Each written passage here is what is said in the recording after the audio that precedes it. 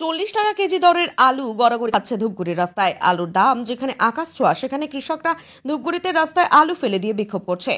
স্বরাজ্যের আলু রপ্তানিতে বাধা প্রশাসনের। রাজ্যের সীমান্তগুলোতে গাড়ি গাড়ি আলু আটকে দিচ্ছে পুলিশ, যার ফলে কৃষকদের থেকে আলু কিনছে না পাইকাররা এবং ন্যায্য মূল্য থেকে বঞ্চিত হচ্ছে কৃষকরা। এ বিষয়ে প্রশাসনকে বহুবার জানিয়েও কোনো লাভ হয়নি। তার ফলস্বরূপ বৃষ্টিকে উপেক্ষা করে ধূপগুড়ি চৌপতি এলাকায় আলু ফেলে বিক্ষোভে সামিল হয় কৃষকরা। অবরুদ্ধ হয় এশিয়ান হাইওয়ে 48 সহ জাতীয় সড়ক। অবরোধ আটকাতে ঘটনাস্থলে উপস্থিত হয় ধূপগুড়ি মহকুমা পুলিশ আধিকারিক ক্যালসন লেপচার সহ বিশাল পুলিশ বাহিনী, যার জেরে পুলিশের সাথে কৃষকদের ধস্তাধস্তি শুরু হয়। এরপর মহকুমা শাসক কথা বলবেন এই আশ্বাসে সেখান থেকে কৃষকরা উঠে আসে, কিন্তু এখানেই তার শেষ নয়। এরপর কৃষকরা আবারও ধূপগুড়ি মায়ের থানের সামনে মার্কেট মোড় এলাকায় রাস্তার উপর আলু ফেলে পথ অবরোধ করে বিক্ষোভ শুরু করে এবং সেখানেও পুলিশের সাথে শুরু হয়ে যায় বচসা। বিক্ষোভকারী কৃষকদের দাবি অবিলম্বে স্বরাজ্যের আলু অন্যান্য রাজ্যের রপ্তানির অনুমতি দিতে হবে প্রশাসনকে, তা না হলে আরো বৃহত্তর আন্দোলন হবে। এরপর মহকুমা শাসক কৃষকদের সাথে কথা বলবেন, এই আশ্বাসে অবরোধ তুলে নেয় কৃষকরা।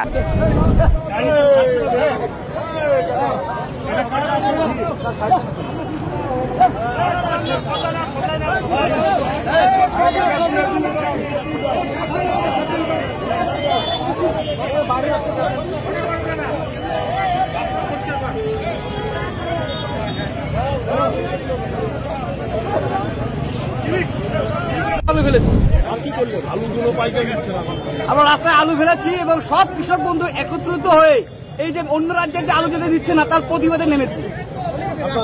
আমার নাম বিশ্বজিৎ রায়। ধূপগুড়ি থেকে একটাই ইয়ে আছে যে রাস্তা অবরোধ, কি বলবেন? আপনারা ব্যবসায় আপনারা রাস্তা অবরোধ করলেন? না না, শুধু ধূপগুড়ি নয়, সম্পূর্ণ পশ্চিমবঙ্গ, উত্তরবঙ্গ থেকে শুরু করে দক্ষিণবঙ্গ সম্পূর্ণ জায়গায় কিন্তু আমাদের এই যে একটা চাষিদের হেনস্থা হতে হচ্ছে। কেন চাষিরা হেনস্থা হবে? আজকে যখন আমরা নিজের গায়ের রক্ত জল করে চাষ করেছি, তখন কেন আমাদের আলু বাইরে রাজ্যে যেতে দেওয়া হবে না? এর শুরু আমরা চাই, এই শুরু আমাদের দিতে হবে। এখন চাষিদের আলু রয়েছে না ব্যবসায়ীদের আলু, কোনটা? আমরা যারা আছি সবাই আমরা চাষি হয়ে কথা বলছেন না ব্যবসায়ী হয়ে? আমি চাষি। আপনার নাম? আমার নাম বিশ্বজিৎ রায়। কারা এখানে আলু ফেলিয়েছে? পাইকাররা। কেন?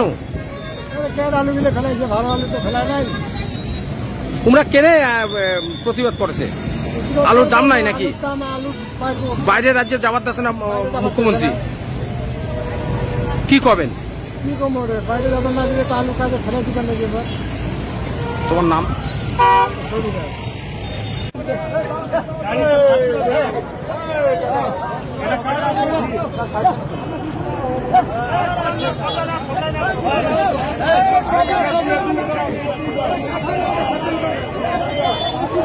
বাড়ি